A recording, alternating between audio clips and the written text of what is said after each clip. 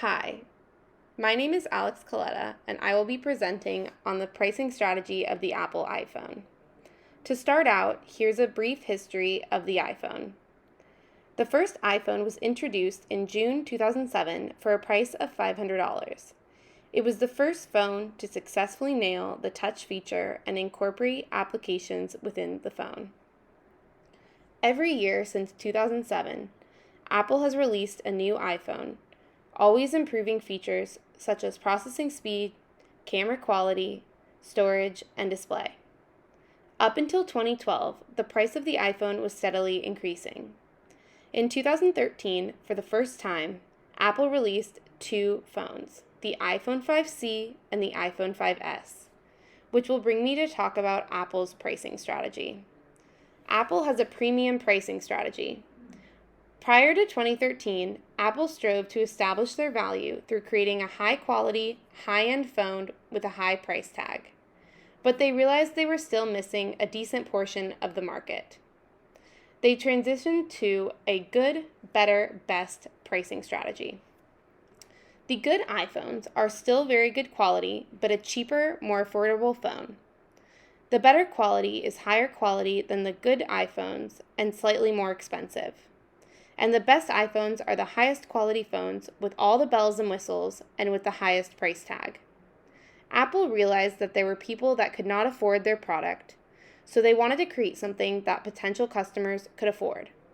But not only that, even if some people had the money to spend on the iPhone, some people don't care about having the highest quality technology that much, and so they would prefer to purchase a cheaper phone. At the same time, they wanted to keep the expensive phone as an option because there were still plenty of Apple enthusiasts who eagerly waited for the new iPhone to come out every year and were more than willing to spend a decent amount of money on it. Since the release of Apple's first iPhone, their biggest competitor has been Android.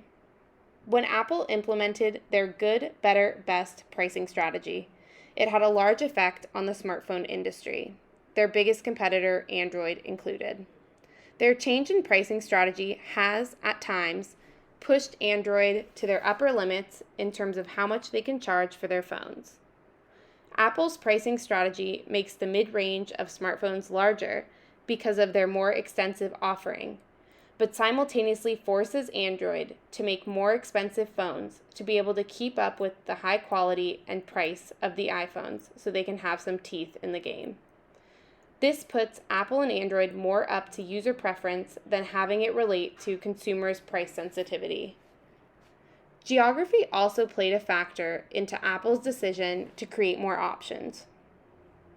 Apple has dominated in the US and Europe, but has not done as well in China and India, where there is a huge population and huge potential for attaining high market share. In 2012, as we can see here, iOS users were at 50.49% in the US, and Android users were at 40.22%. In China, Android users were at 72.1%, and iOS users were at 14.33%. Although there are many other variables involved, we can see in 2020, iOS users have increased in the US and in China, which we can partially attribute to Apple expanding their offering. Here we see in the US, iOS users at 59.15% and Android users at 40.69%. And in China, we see Android users at 79.69% and iOS users at 19.44%.